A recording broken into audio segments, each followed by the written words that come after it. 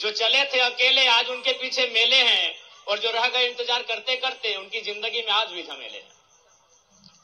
तो आज थोड़ी किसी पंक्ति से अपनी बात को आगे बढ़ाऊंगा कि जीत पक्की है, कुछ करना है तो डटकर चल, जमाने से जरा हटकर चल। जीत पक्की है, कुछ करना है तो डटकर चल, जमाने से जरा हटकर चल। अरे लीक पर तो सभी चलते हैं, कभी इतिहास बदल कर चल। बिना काम के मुकाम कैसा, बिना मेहनत के दाम कैसा, जब तक ना मिले मंजिल राहों में राही आराम कैसा। सोच मत साकार कर, अपने कर्मों से तू प्यार कर। सोच मत साकार कर, अपने कर्मों से तू प्यार कर, मिलेगी मंजिल तेरी, ना किसी का इंतजार कर।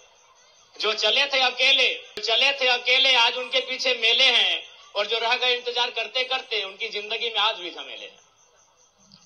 तो आज चूंकि आप जितने हमारे नन्हे मुन्ने बच्चे हैं, चूंकि ये मैंने कार्यक्रम के माध्यम से देखा सभी जूनियर बच्चे हैं, तो मैं आपको यही कहना चाहूंगा प्यारे बच्चों कि आज आपके माता पिता बड़ी उम्मीद के साथ इस विद्यालय तक आपको भेजे हैं। चूंकि आज ये अच्छा लगता है कि अब माता पिता वो काफी जागरूक हो चुके हैं, वो अपने बच्चों के भविष्य को लेकर काफी संवेदनाएं रखते हैं, और वो अपने बच्चों के लिए बेहतर कपड़ा, बेहतर जूता का चयन करने से पहले बेहतर स्कूल कॉलेज का चयन करने लगे। अच्छी बात है। तो जब आपको स्कूल तक भेजते हैं तो आपका एक कर्तव्य बनता है कि आप जिस कार्य के लिए गए हैं उस कार्य को संपादित करना है। आज आप इन आंखों में, छोटे छोटे आंखों में बड़े बड़े सपने लेकर यहां तक आए हैं, और वो बड़े बड़े सपने तभी साकार होंगे जब आप उसके लिए लगातार मेहनत करेंगे। और मैं अक्सर कहता हूं कि प्यारे बच्चों, आज आप मेहनत करेंगे तभी कल आपका सुनहरा होगा। आज आपकी माता रहे, आपके पिता रहे, बहुत मेहनत करते हैं। सुबह 4 बजे 5 बजे हो चुकी है तो चाची प्रखंड की सीमा है, और मैं भी इसी प्रखंड से आता हूं, मेरा भी घर बगल में ही है। मैं अभिभावकों को जानता हूं, सुबह 5 बजे उठना, सुबह 6 बजे उठना, इसलिए वो सुबह 5 बजे 6 बजे उठते हैं ताकि उनका बच्चा भविष्य में जब बड़ा हो जाए तो आराम से 8 बजे उठे, किसी दफ्तर में, किसी कार्यालय में जाके कलम से काम करे, ना कि वो फावड़ा और लेकर मजदूरी काम करने निकले। तो इसलिए आज आपका मेहनत ही आपके भविष्य को तय करेगा। और बिल्कुल मैं कहना चाहूंगा, मेहनत करने से सपने पूरे होते हैं। अगर आप संघर्ष करोगे, आप मेहनत करोगे तो निसंदेह आपके सपने पूरे होंगे। मैंने सपनों को पूरा होते हुए देखा है। चूंकि 2 साल पहले मेरे ब्लॉक में शायद ही लोग मुझे जानते थे, पहचानते थे। महज 2 साल पहले की घटना है। ये तोपचाची ब्लॉक है, और हमें लगता है इस आसपास में गोकुल सर जो हमारे साथ आए हैं वही हमारे एक मित्र हुआ करते थे। यानी शायद ही लोग हमें मेरे ब्लॉक में जानते थे। लेकिन आज इस 2 सालों की मेहनत में मैंने अपने आप को इतना डेडिकेट किया, अपने आप को इतना तपाया, इतना गलाया कि आज देश के नामी न्यूज चैनल्स, चाहे जी न्यूज रहे, इंडिया टीवी रहे, एनडीटीवी रहे, झारखंड इलेक्शन के बाद एक ही चैनल में चल रहा था कि who is 29 years old Jairam Mahato in Jharkhand. Jharkhand में 29 साल का जयराम महतो कौन है? सारे न्यूज चैनल में यही चला था।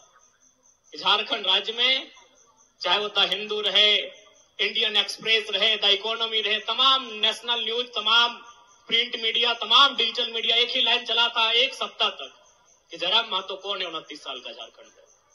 और ये महज मैंने 2 सालों में बनाया। 2 साल पहले मुझे कोई नहीं जानते थे। 2 साल तक मैंने लगातार मेहनत किया। इसीलिए मैं आपसे कह रहा हूं, सपने पूरे होते हैं। उन सपनों के लिए आपको मेहनत करने की आवश्यकता है। और एक बात तो मैं बार बार कहता हूं कि मैं जिस परिवार से आया हूं, अगर आप सुनेंगे तो आपकी रूह कांप जाएगी।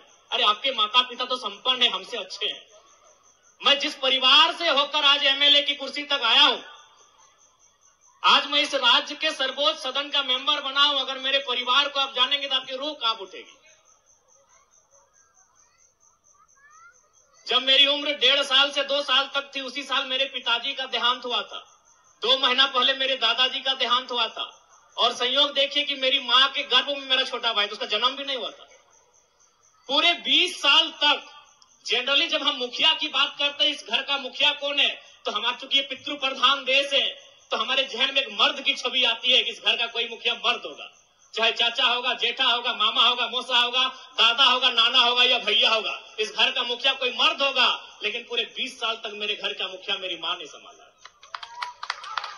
अभी किस परिस्थितियों में, 28 साल की उम्र में, और मात्र 28 साल हमारी मां की उम्र थी। तो मैं उस परिवार से आता हूं, उस परिवार से मैंने संघर्ष करके आज इस राज्य के, झारखंड राज्य के सर्वोच्च सदन तक का मैंने सफर तय किया है। तो इसलिए मैं आपको कहना चाहता हूं, बिल्कुल सपने पूरे होते हैं। आप उन सपनों को देखते हैं कैसा, उन सपनों के पीछे मेहनत कैसा करते हैं, उन सपनों के पीछे आप डेडिकेट कितना करते हैं, ये सवाल बनता है। इसलिए आज इस कार्यक्रम में उपस्थित मेरे भाई समान, मेरी बहन समान स्टूडेंट को मैं यही कहना चाहूंगा, आप यहां आके 4 घंटा, 5 घंटा, 6 घंटा समय देते हैं, उस समय का मूल्य लेके जाइए। मैं आपको कहूंगा, यदि किसी बहन का मन अगर गीत गाने में लगता हो तो आप 4 घंटा गीत गाइए और इस राज्य का नंबर 1 सिंगर बन के सामने आइए। यदि किसी भाई को दौड़ने में मन लगता है, कि हमको पढ़ने में दौड़ने में मन लगता है, आप 6 घंटा दौड़िए और झारखंड राज्य का नंबर 1 धावक बन के सामने आइए। मेरा कहना है कि जहां आप 4 घंटा से 6 घंटा देते हैं, वो बेकार नहीं जाना चाहिए। वो पढ़ने में देते हैं, वो गीत गाने में देते हैं, वो ड्राइंग में देते हैं, वो डांसिंग में देते हैं, वो सिंगिंग में देते हैं। जहां आप 6 घंटा देते हैं, उस 6 घंटा का परिणाम निकलकर सामने आना चाहिए। मैं आपसे ये कहना चाहूंगा, जहां देते हैं, गीत गाना अच्छा लगता है, गीत गाइए। नृत्य करना अच्छा लगता है, नृत्य कीजिए। पेंटिंग करना अच्छा लगता है, पेंटिंग कीजिए। लिखना अच्छा लगता है, लिखिए। दौड़ना अच्छा लगता है, दौड़िए। लॉन्ग जंप करना अच्छा लगता है, लॉन्ग जंप कीजिए और एथलीट में रिकॉर्ड तोड़ दीजिए। इस दुनिया में कोई काम छोटा नहीं होता है। इसलिए आज यही आपसे मेरा संदेश रहेगा, आप अपने गुरुजनों के सानिध्य में, अपने शिक्षक शिक्षिकाओं के सानिध्य में 6 घंटा समय देते हैं, ये समय जाया नहीं होना चाहिए। चूंकि यहाँ अभिभावक भी आए हैं, माताएं भी आए हैं, मैं आपको भी कहना चाहूंगा कि निसंदेह आज 21वीं सदी के दौर में हम कदम रखे हैं।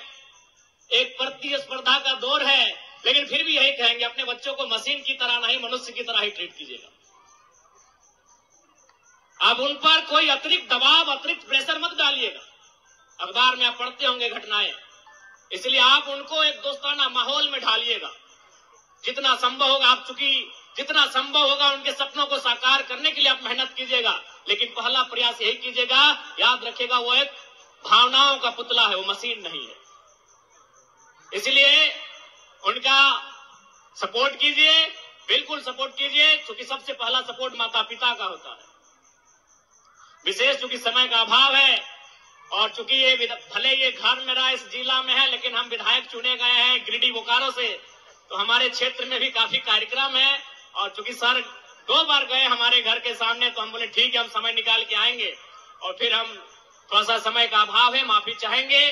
पुनः आज के इस कार्यक्रम में हमें आमंत्रित करने के लिए तमाम विद्यालय परिवार का आभार व्यक्त करते हैं। उपस्थित तमाम अभिभावकों को मेरा संदेश रहेगा, बिल्कुल अपने बच्चों को शिखर तक ले जाने के लिए आप उनके संघर्ष के साथी बने, उनके संघर्ष के सहयोगी बने। और जितने भी हमारे छोटे नन्हे मुन्ने बच्चे, हमारे भाई बहन हैं, आपको यही कहेंगे, अपने